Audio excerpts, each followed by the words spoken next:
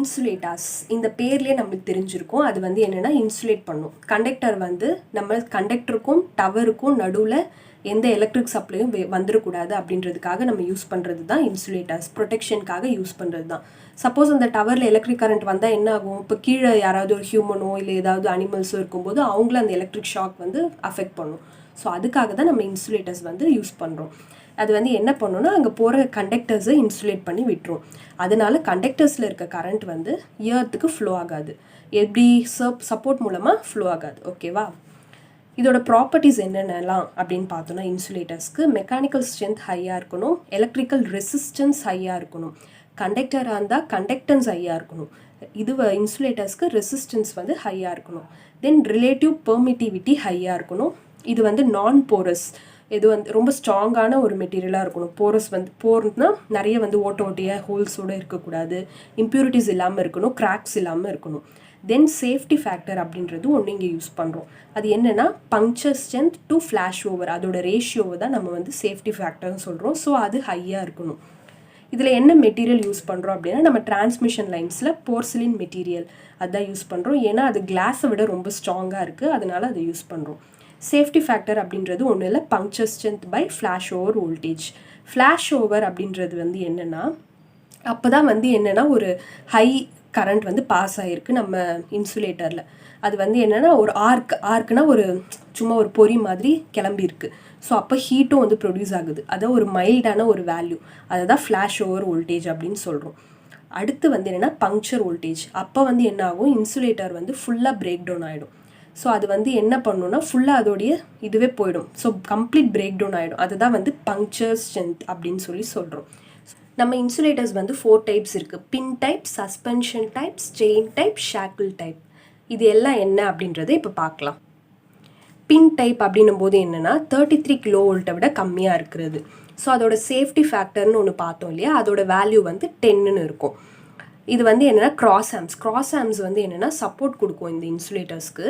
So அந்த cross ஆம்ஸில் இருந்து என்ன ஆகும்? ஒரு ஸ்டீல் பின்னு மாதிரி இருக்கும். அதாவது வந்து கேல்வனைஸ் பண்ண ஸ்டீல் பின் தான் யூஸ் பண்ணியிருப்போம்.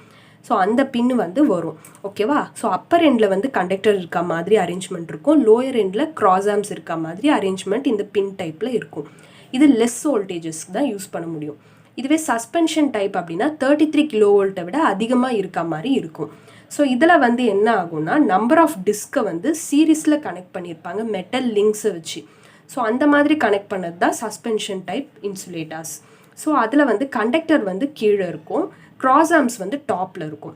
ஸோ அதை வந்து என்ன பண்ணுவாங்க? ஒரு டிஸ்க்குக்கும் வந்து ஒரு பர்டிகுலர் வோல்டேஜ் வேல்யூ கொடுத்துருவாங்க. ஸோ அந்த வோல்டேஜ் வேல்யூ இன்க்ரீஸ் ஆக நம்ம டிஸ்க்கை ஆட் பண்ணிக்கிட்டா போதும். இப்போ ஃபார் எக்ஸாம்பிள் ஒரு டிஸ்க்குக்கு 11 kVக்கு ஒரு டிஸ்க் யூஸ் பண்ணலாம் அப்படின்னு டிசைன் பண்ணியிருக்காங்கன்னா அந்த இன்சுலேட்டரை.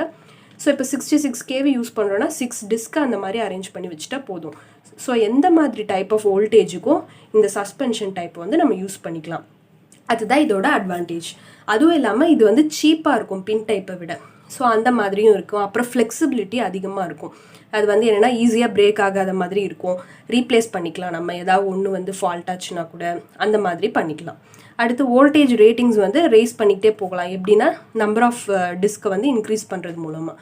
இது வந்து ஸ்டீல் டவர்ஸ்லலாம் இதுதான் யூஸ் பண்ணுறோம். அடுத்து ஸ்டெயின் டைப் இருக்குது.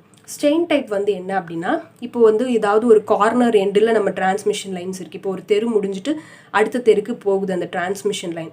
இந்த ஜாயிண்ட் இருக்கிற இடத்துல வந்து நம்மளுக்கு என்ன ஆகும்னா கிரேட்டர் டென்ஷன் இருக்கும். டென்ஷனுன்றது ஒரு ஸ்ட்ரெச் பண்ணியிருக்க மாதிரி இதுதான். ஓகேவா? ஸோ ரொம்ப ஸ்ட்ரெஸ் இருக்கும் ஒரு ஏரியாவில், அதுதான் வந்து டென்ஷன் அப்படின்னு சொல்கிறோம். ஸோ அந்த இடத்துலலாம் நம்ம இந்த ஸ்டெயின் டைப் இன்சுலேட்டர்ஸை யூஸ் பண்ணுவோம். அது வந்து என்ன பண்ணும்? இந்த மாதிரி டென்ஷனை வந்து ரெடியூஸ் பண்ணி விட்டுரும். ஸோ அந்த மாதிரி இடத்துலலாம் இதை யூஸ் பண்ணுறோம். இது வந்து 11 kV விட கம்மியாக இருக்கிற இதில் தான் நம்ம யூஸ் பண்ணுவோம். ஓகேவா? ஸோ லெஸ்ஸர் வோல்டேஜஸில் தான் இருக்கும் இது. அடுத்து இது வந்து வெர்டிக்கலாகவும் நம்ம வச்சுக்கலாம், ஹரிசாண்டலாகவும் வச்சுக்கலாம். சஸ்பென்ஷன் டைப் அப்படின்லாம் பார்த்தோம்னா நம்ம வெர்டிக்கலாக தான் வைப்போம். ஓகேவா? ஸோ இந்த ஸ்டெயின் டைப் வந்து நம்ம வெர்டிக்கல் அரேஞ்ச்மெண்ட்லேயும் இருக்கலாம், ஹரிசாண்டல்லையும் இருக்கலாம். ஓகே? ஸோ இப்போ வந்து என்னென்னா இதுவே ஹை வோல்டேஜாக இருந்துச்சு அப்படின்னா நம்ம வந்து வெர்டிக்கல் அரேஞ்ச்மெண்ட்டில் வச்சா தான் இது கரெக்டாக இருக்கும். ஸோ மற்றபடி நம்ம எந்த மாதிரி வேணாலும் வச்சுக்கலாம். ஓகே? தென் இதில் வந்து என்ன ஆகும்னா ஒரு 2 இல்லை 3 அதிகமான ஸ்ட்ரிங்ஸ் எல்லாம் வந்து பேரலலில் கனெக்ட் பண்ண மாதிரி இருக்கும். ஸோ அதுதான் இந்த ஸ்டெயின் டைப். ஷாக்கிள் டைப்னு ஒன்று இருக்குது. அது எதுக்கு அப்படின்னா லோ வோல்டேஜ் டிஸ்ட்ரிபியூஷன் லைன்ஸில் தான் இதை யூஸ் பண்ணுவோம். இதுவும் ஹரிசாண்டலாகவும் இருக்கலாம், வெர்டிக்கல் அரேஞ்ச்மெண்ட்லாகவும் இருக்கலாம். இப்படியும் கனெக்ட் பண்ணிக்கலாம், இல்லை இப்படியும் கனெக்ட் பண்ணிக்கலாம். இது வந்து என்னென்னா டேரெக்டாக ஃபிக்ஸ் பண்ணியிருப்பாங்க க்ராஸ் ஆர்மோட, இல்லைனா வந்து போல்ட்டு அந்த மாதிரி அரேஞ்ச்மெண்ட்லாம் வச்சு க்ராஸ் ஆர்ம்ஸ் கூட இது பண்ணிப்பாங்க. க்ராஸ் ஆர்ம்ன்றது ஒரு சப்போர்ட் கொடுக்கறதுக்காக தான் இன்சுலேட்டர்ஸ்க்கு. ஸோ அந்த மாதிரி இது பண்ணிப்பாங்க. இந்த வீடியோ மூலமாக உங்களுக்கு வந்து நல்ல பயனுள்ள தகவல்கள் கிடைக்குது அப்படின்னு நீங்கள் நம்பினீங்கன்னா மறக்காமல் இந்த சேனலை சப்ஸ்கிரைப் பண்ணுங்கள். நன்றி.